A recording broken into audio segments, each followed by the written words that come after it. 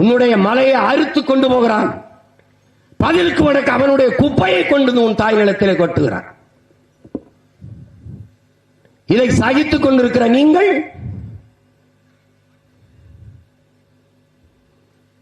அதே மேற்கு தொடர்ச்சி மேல் இந்தியாவில் எத்தனை மலைகள், அங்கெல்லாம் நடக்காத நீற்றின ஆய்வு தேனியில என்னுடைய மேற்கு தொடர்ச்சி மலையிலே நடக்க காரணம் என்ன?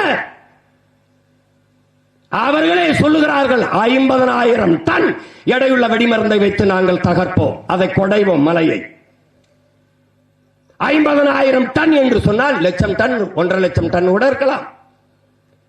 அந்த வெடிமருந்துகளை வச்சு தகர்க்கிற போது ஏற்படாத வனவிலங்குகளுக்கு பாதிப்பு, அவர்கள் வாழ்க்கைக்கு அச்சுறுத்தல், அவர்கள் வாழ்விடங்களுக்கான பிரச்சனை, நாங்கள் வெறும் புள்ளையும் புண்டையும் மேய்ந்துவிட்டு வாழ்வதில் ஏற்பட்டுவிடும் என்பதை எப்படி ஏற்கிறீர்கள்? எப்படி ஏற்கிறீர்கள்?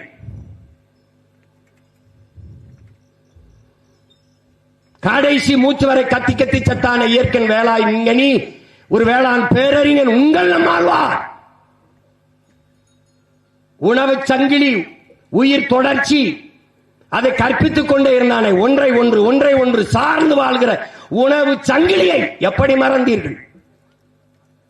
காடுகளுக்கு நாங்கள் மேயும் போது எங்களை புலி திங்கும், சிங்கம் திங்கும் தெரிந்துதான் எங்கள் ஆயர்கள் அனுப்புகிறார்கள். அவர்களுக்கும் சேர்த்துத்தான் எங்களை மேய்க்கிறார்கள்.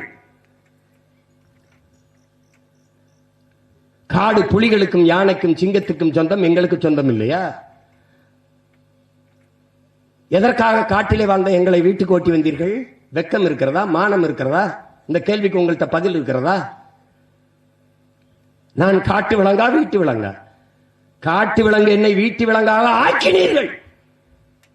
இன்று காடு எனக்கு சொந்தமில்லை என்றால் எப்படி ஏற்பது? சட்டம் என்கிறீர்கள். சட்டைக்கு உடலா, உடலுக்கு சட்டையா உலகத்தீரே? மக்களின் நலனுக்காக சட்டங்களும் திட்டங்களுமா, சட்டத்திற்காக மக்களா?